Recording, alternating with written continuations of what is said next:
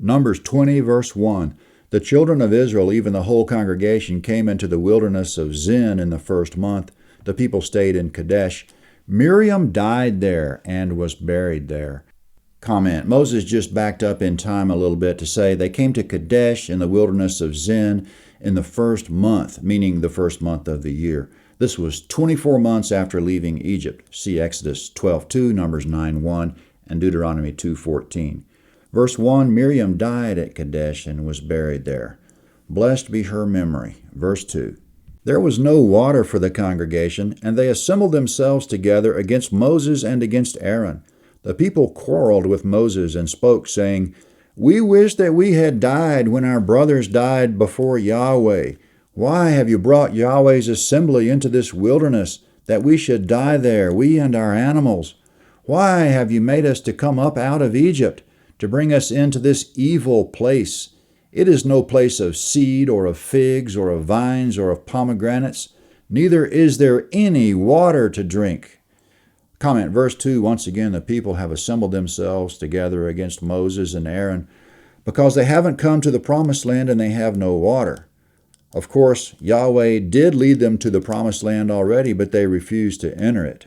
Verse 6, Moses and Aaron went from the presence of the assembly to the door of the tent of meeting and fell on their faces.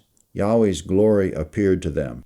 Comment, Yahweh still with them. Verse 7, Yahweh spoke to Moses, saying, Take the rod and assemble the congregation, you and Aaron your brother, and speak to the rock before their eyes, that it pour out its water. You shall bring water to them out of the rock, so you shall give the congregation and their livestock drink. Comment, verse 6, notice exactly what Yahweh said. He told Moses to take the rod. It's the same rod he had at the burning bush when Yahweh first called him. He was tending flocks with it. It turned to a snake and back on the mountain, and then in Egypt Moses showed that sign to the Israelites, which convinced them that Yahweh had spoken to Moses. Then Moses showed the same sign to Pharaoh. It swallowed up the Egyptian sorcerers' rods. Moses used the rod to turn the Nile and all the waters of Egypt to blood, and to make the dust into lice, and to bring devastating hail on Egypt and locusts. He used it to part the Red Sea. With Aaron and Hur's help, he held up the rod all day long to defeat the Amalekites. Then he struck the rock at Rephidim to make water come out. That place was also called Massa and Meribah. But this is the last time we'll see that rod. Verse 8, Yahweh told him to take it, but he didn't tell him to use it on the rock. He told him to speak to the rock. Verse 9, Moses took the rod from before Yahweh as he commanded him. Moses and Aaron gathered the assembly together before the rock and said to them, Hear now, you rebels, shall we bring water out of this rock for you? Moses lifted up his hand and struck the rock with his rod twice, and water came out abundantly. The congregation and their livestock drank. Yahweh said to Moses and Aaron, Because you didn't believe in me to sanctify me in the eyes of the children of Israel, therefore you shall not bring this assembly into the land which I have given them. Comment, Yahweh says, You didn't believe in me to sanctify me. Later in Numbers 27:14, Yahweh explains again what Moses did. He said, quote, You rebelled against my command to show me as holy before their eyes. Looking back at verse 10, either Moses or Aaron, we can't tell which, said to the people, quote, Shall we bring water out of this rock for you? So whoever said that was taking credit for both of them, and the other didn't object. So both of them were complicit in this thing.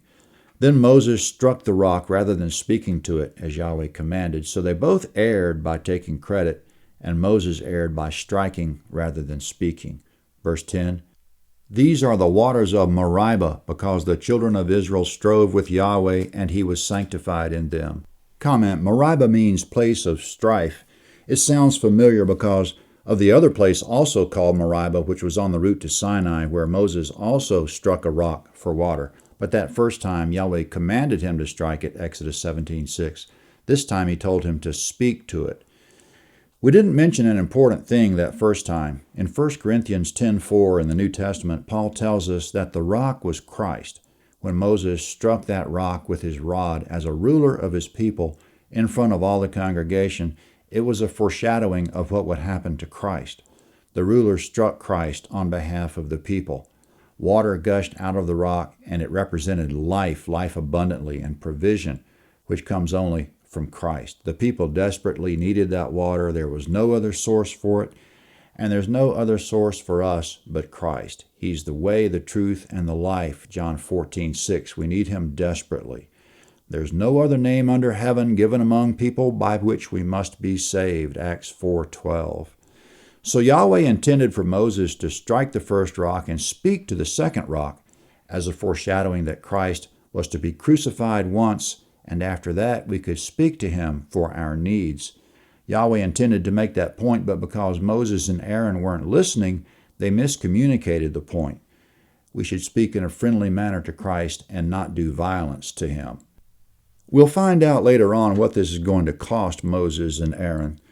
Coming up, Edom is the nation to the south of the Dead Sea. It's just to the east of the camp at Kadesh. Israel's on their border now. They're not Canaanites. Edom descends from Esau. Edom was Esau's second name. He was Jacob's twin brother. And therefore, according to Yahweh, Edom is still Israel's brother, Deuteronomy 23:7. Yahweh does not want Israel to attack Edom, as he says explicitly later in Deuteronomy 2:5. Verse 14, Moses sent messengers from Kadesh to the king of Edom, saying, Thus says your brother Israel, You know all the travail that has happened to us, how our fathers went down into Egypt, and we lived in Egypt a long time. The Egyptians mistreated us and our fathers. When we cried to Yahweh, he heard our voice, sent an angel, and brought us out of Egypt. Behold, we are in Kadesh, a city in the edge of your border. Please let us pass through your land. We will not pass through field or through vineyard, neither will we drink from the water of the wells. We will go along the king's highway. We will not turn away to the right hand nor to the left until we have passed your border. Comment, through messengers, Moses is asking the king of Edom to allow Israel to pass through. Verse 18, Edom said to him, You shall not pass through me, lest I come out with the sword against you. The children of Israel said to him, We will go up by the highway, and if we drink your water, I and my livestock, then I will give its price. Only let me, without doing anything else, pass through on my feet. He said, You shall not pass through. Edom came out against him with many people and with a strong hand. Thus Edom refused to give Israel passage through his border, so Israel turned away from him. Comment, verse 20, Edom amassed troops against Israel, but verse 21, Israel turned away, and there was no battle. Verse 22, They traveled from Kadesh, and the children of Israel, even the whole congregation, came to Mount Hor. Comment, they're going the long way around to their destination. They're avoiding Edom. Right now they're at Mount Hor, about 60 miles due south of the Dead Sea, still in the wilderness. Verse 23, Yahweh spoke to Moses and Aaron in Mount Hor by the border of the land of Edom, saying, Aaron shall be gathered to his people, for he shall not enter into the land which I have given the children of Israel, because you rebelled against my word at the waters of Meribah. Comment, gathered to his people means he's going to die and be gathered to his forefathers. There aren't very many explicit, unmistakable references to the afterlife in the Old Testament, but there are many, many hints. Of course, there were many mysteries at that time which are now much more manifest, such as the mystery of the coming Christ. Yahweh goes on talking to Moses, verse 25. Take Aaron and Eleazar his son and bring them up to Mount Hor, and strip Aaron of his garments, and put them on Eleazar his son. Aaron shall be gathered and shall die there. Moses did as Yahweh commanded. They went up into Mount Hor in the sight of all the congregation. Comment, it was in the sight of all the congregation.